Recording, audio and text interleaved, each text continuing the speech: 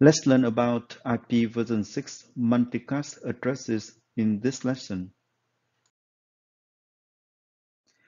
As you may know, IPv6 shifts from using broadcast messages to using multicast messages in group communication for two main reasons.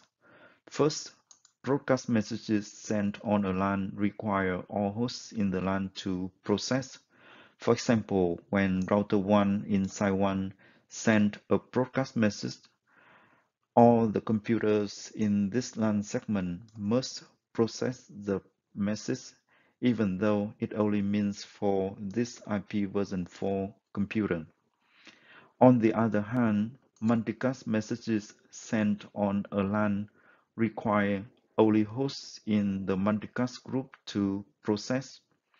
For example, when router 1 in site 1 send a multicast message to all IPv6 hosts, so only these two IPv6 computer in this LAN segment must process the message.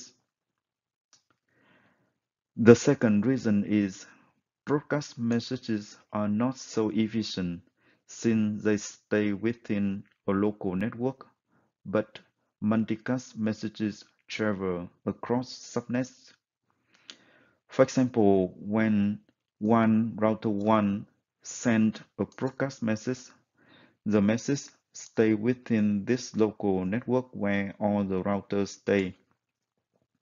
However, when one router 1 sends a multicast message, depending on the scope of the multicast message, it can go across multiple subnets and reaches all the computers in the multicast group.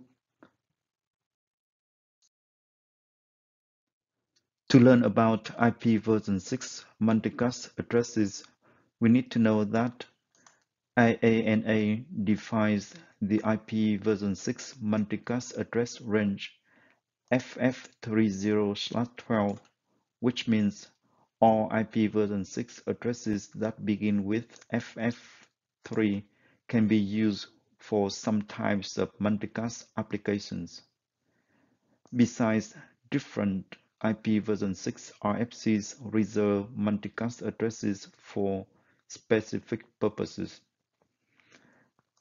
This table lists the most common reserved IPv6 multicast addresses.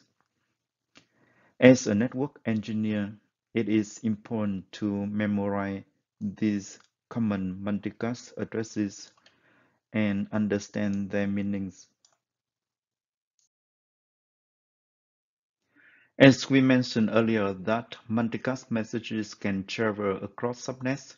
However, how far the packet can travel depending on the scope, that is true. IPv6 RFCs 4291 defines IPv6 address scope. Each scope defines a different set of rules about whether routers should or should not forward a packet and how far routers should forward packets based on those scopes. This table lists the scope for IPv6 multicast addresses. As a network engineer, you need to be able to recognize the scope of the multicast message based on the first quartet of the IPv6 multicast addresses. To have a better understanding about multicast address scope, let's use this network diagram. Let's first start with the interface local scope. The interface local scope has the first quartet of FF01 and the packet stays within a device.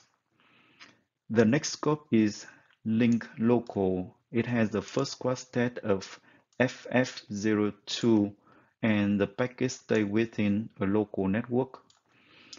The next scope is site local and it has the first quartet of FF05 and the packets travel across subnets but do not cross the WAN links. The next scope is organization local, and it has the first quartet of FF08, and the packets travel across entire WAN. And the final scope is global, and it has the first quartet of FF0E, and it has no boundaries. As you may know, as soon as we configure an IP version 6 on a network interface, it will automatically join several multicast groups. To verify that, we use this command on the interface F00 of Active Live Skills Router 1, show IPv6 interface F00, then hit enter. As you can see, the interface joined to this multicast group, and the groups have link local scope.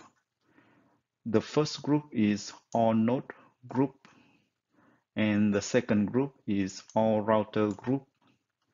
We also notice that the interface is configured with two IP version 6 addresses, and therefore it joins to the solicited node multicast groups that we will learn in the next lesson.